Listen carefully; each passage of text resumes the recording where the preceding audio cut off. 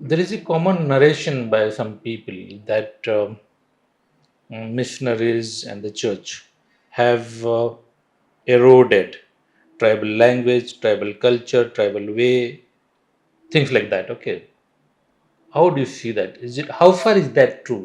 No, this very thing, erasure is a wrong, it is a Okay. misnomer. Erasure. Before we You came tell. here, I want to discuss with him. Why do you want to use erasure, Wait, the word erase? That means that erases and it finishes you off. It is dominant for a time, so sufficient if you want to call it. And today I'm more fluent in English and Hindi and so on compared to my language. Doesn't mean that my Kurukh is erased. It is dormant, it is subservient, and depending upon my efforts and ingenuity, I would again bring it at par with other languages, even higher than that. So that's the purpose. That's the idea. Erasure would mean totally wipe out and then you forget and so on. No, I don't agree to that. Okay, so church in no way would be doing that. On the contrary, it would work for the promotion of local languages, tribal cultures, and ethos, and thereby let the people flourish. Let people be living genuine human lives. Okay, and one does it only when one speaks, and then the values one has learned and one cherishes and continues living. Church is doing that. If it is told otherwise, it is a wrong information. And I think to malign the church, they would be doing that. I'm saying not because I'm a clergyman, I'm a Jesuit, but I think this is a fact normally and so on. On the contrary, they were the first ones to promote. I give the example of Hoffman, who learned Mundari and published, and today we have 16 volumes of Mundarika, of course. And thereby, he felt that this is something so different and unique. He began to learn and they began to write and then began to publish. But genius he was. Today, it is recognized highly. And so these are our path setters, so to say.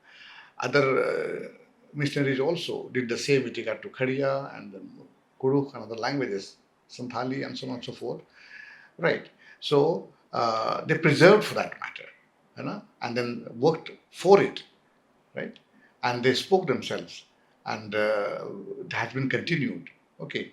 So this is a wrong allegation that they have tried to do it. How else would this be still there? Okay. Right. So I think the understanding is that in no way the church is against the tribal culture, languages, ethos, etc., etc. On the contrary, how in the traditions, in the culture, it needs to be rooted, to be indigenous, to be something unique of that place, not that which is in the West, not that which is in the North India, not that which is in South India, but locally here. So that is the important part of it. And this is everywhere. And I think this is how